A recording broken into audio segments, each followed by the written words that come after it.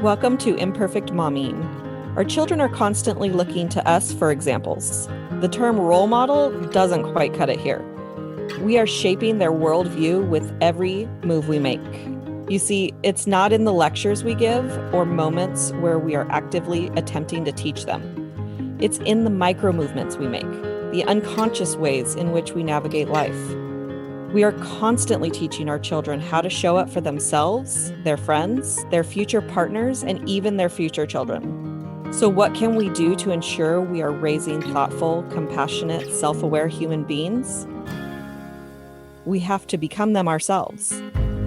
No one is perfect, but we can still all be better, and it starts with self-healing.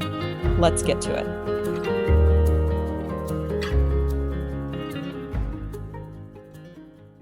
Welcome back to Mom Happy Hour, and we're a day late, but never a dollar short, as I like to say.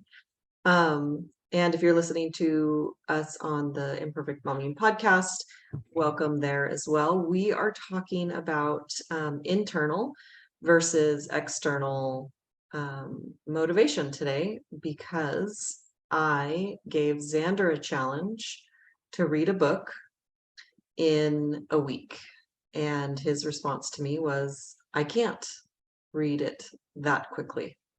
I knew that that was not true, and so I bribed him. You motivated him. I bribed him. You motivated him. I motivated him. And I gave him, I said that he would get a dollar amount for finishing the book in 24 hours. And that got him excited. And today he let me know that he finished the book in half the amount of time that I challenged him. I said, you have 24 hours, and he did it in 11 hours and 45 minutes. So start to finish. And so we were talking, so, Melanie and I were talking about the pride that we want our kids to feel when they accomplish something, and we want that pride to come from inside, not from outside. So I'll let you talk a little bit about that. Yeah, so when Alicia mentioned to me that she had given Xander this challenge, it really brought this up for me, right? And she actually used the word bribe, and clearly it was a bribe, which is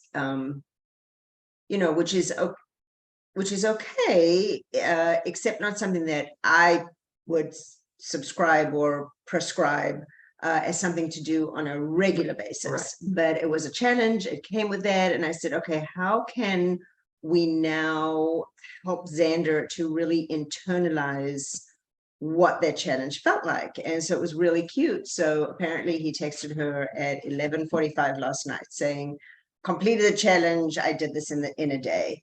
And so when we got to speak to him today, Alicia said, how long did it take you? And he said 11 hours. And I said, well, Xander, actually, I'm sure you ate and you took breaks. And so he thought about it. And, he came up with an even lower number of how long it took him to read the book. But the important part is, he did do it because he was externally motivated from the money that Alicia had offered if he could do the challenge. But I wanted it to really land inside of him, for him to get a sense of how it actually felt to accomplish that goal that he had then set for himself. And so Alicia actually said, Xander, do you feel proud of yourself? And the response was, duh. And so we ended up really unpacking that for him. Well, yeah, obviously we didn't say this to him in this way, obviously it's a duh, but we were like, okay, well, what is it that feels good about it? What lessons did you learn? And so he shared about the lessons that he learned from the book, but then he also shared about a little bit and started to think about, even though he wasn't totally in touch with how it felt from the inside of him, to have done something where he accomplished something that he said, I can't do this. He said, I can't do it in a week. And now he did it in less than 10 hours. I think it was like 9 hours or something when he came up with it. So to really let that sink in and land inside of him so that the next time he's presented with something where he has, you know, that internal dialogue of, I can't do something, to really, that will be something that he will hopefully now start to challenge himself. And then the other thing that's really important is, as parents, we often talk about how I feel about what they do, right? Or what our child does.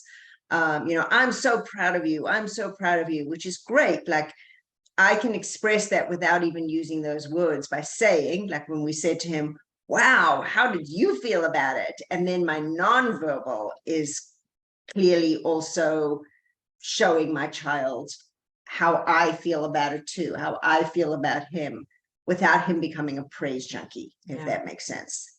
And, you know, the thought that popped into my head is like, why is this important? Why is this something that we want to teach our kids? And I'm just going to give my answer off the top of my head, and I'll let Melanie add on if she has to add. But like, I know that I am a praise junkie, and like I have my mom book that I'm rewriting, or not rewriting, but re-releasing.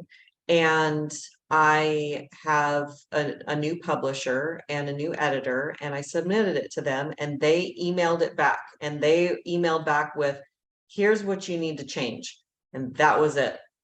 There was no, we love it. There was no, this sucks. There was zero, like, this is how they felt about it. I had no idea. And it wasn't until one of them said, well, both of them ended up saying it, but it wasn't until one of them said, I loved your book, that I was like, oh, okay, good. And then I could move forward with the edits. Like, I literally couldn't even open the document without those words. And it was like, I needed to know from somebody else that they approved of my work before I would take another step. And that's not a healthy way to live, or a healthy connection to feedback at all.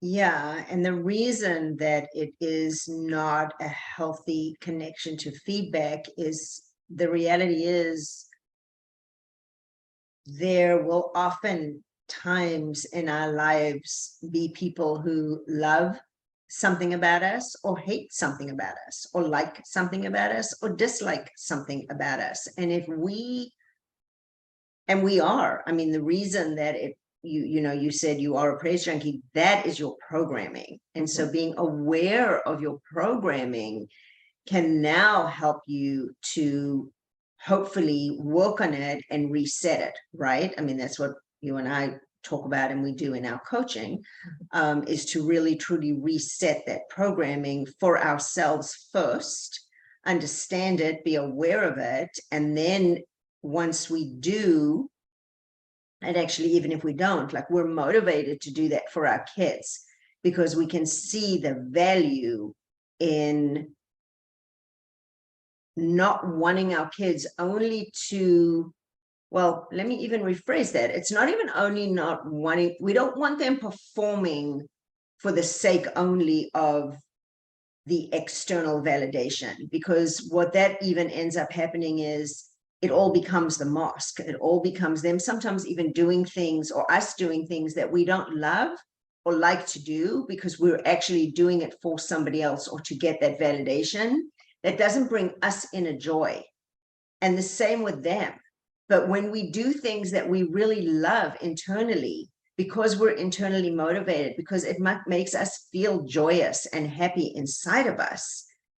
Like for you, right? Like, you love writing because you love writing, period, the end.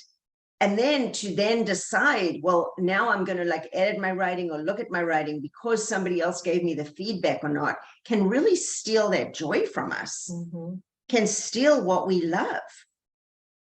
And the fact, just to talk about writing specifically in this moment, the fact is that all creativity is, it's unique, like people loving your product is,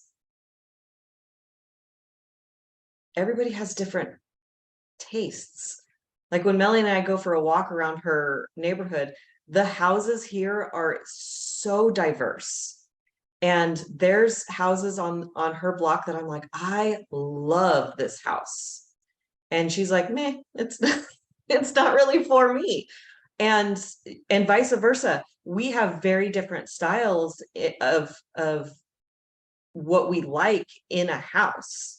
And that I have zero personal attachment to whether or not she likes the same houses that I like. It doesn't disrupt, that's not on my meter at all. But if she was to tell me that she hated my writing, I'd probably never show her my writing again, because that hurts. My writing is my baby. And that's because our art is so subjective to taste. Something that's not her taste could change your life. But now, because she doesn't like it, I might not show it to anybody. I know for sure I'm not going to show it to her again. If I have that attachment to it, then you might not benefit from the thing that I wrote, because I'm letting her opinion dictate whether or not I publish. I just want to be really, really, really clear that what she's giving is a complete hypothetical, and she's using me inside of the hypothetical, because actually I love Alicia's writing. Oh, good. I didn't even know. You did? I did. I think you did. Yeah, absolutely did. And I told her, I said, I love, because one of the things I love about Alicia is just how natural she is when she speaks, how natural she is when she writes. And what it's making me think about even is, we have such different tastes as human beings, is really what we're talking about, right? We have different tastes, and literally we have different tastes. That's why, like, one person loves Brussels sprouts and somebody else hates Brussels sprouts. Their love of Brussels sprouts isn't going to make us love Brussels sprouts, or vice versa. What is important to be aware of is for us each to really get in touch with what it is goes back to the intrinsic motivation. Like, Xander may not ever learn to love reading, right? If he doesn't love reading right now, which I know he doesn't love reading right now, that's okay. But that internal motivation for him to do something that's challenging or difficult, that maybe sometimes they're things that we have to do in life that we don't like. But if we're in all the time, yes. You didn't see that. For those of you that are just listening and not watching, Alicia mouthed when I said sometimes we have to do things that we don't like, and she mouthed all the time. Maybe not all the time, but a lot of the time. Frequently. And so sometimes it's not even necessarily like that intrinsic motivation is necessary to get through what it is we don't like to get to what we do like. But if it's internally motivated, then we're not wearing masks to get to where we're going, or we're not doing it for the approval of somebody else, so that if they don't give it to us, we end up just quitting or giving up, if that makes sense. It's so if we're motivated to do it because we know that what we're doing is something that we like to do, or we enjoy to do, or we're doing it so that we can get through what it is we need to get through to get to what we like to do, or what we enjoy, then that's going to be part of what motivates us. But that's also going to keep the drive in motion. Yeah, like I may not like doing dishes, but I like having no dishes on my counter. And so when so you have to do the thing to get to the thing that you enjoy. And so in that way you can enjoy the process, because I'm getting to the thing that I enjoy. But I love this topic so much. Like, I knew that Xander has the ability, he physically can read a book in 1 week. I've seen him read 100 pages in 2 days. He can do it when the motivation is high. And that was my goal, was to get him to see that he can do hard things, or things that he thinks he can't do. Like, he can do those things when he wants to. And he didn't want to do the reading. And that was one of the things that I said this morning is, you could do it. Maybe a more accurate statement was, I don't want to read the book in 1 day. Because our language is important. And that's a whole nother podcast. Maybe that'll be our topic for next week, about how important our words are. Any final thoughts on this topic before we say goodbye? I feel complete in this conversation. Yeah. Cool. Okay. So we will have another episode of Imperfect Momming on Thursday coming out, and we'll be back on Monday for another happy hour. The time might be changing. I will post it in the Facebook group, which is now called Raising Enlightened Children, in case you didn't notice that the name changed. But for you podcast listeners who aren't in the Facebook group, Raising Enlightened Children is the name of our Facebook group. So come on over and you'll get to participate in all the fun stuff that's in that group. But until we meet again, keep healing. Bye, Awesome. guys. Bye, guys. Thank you for tuning in to Imperfect Momming.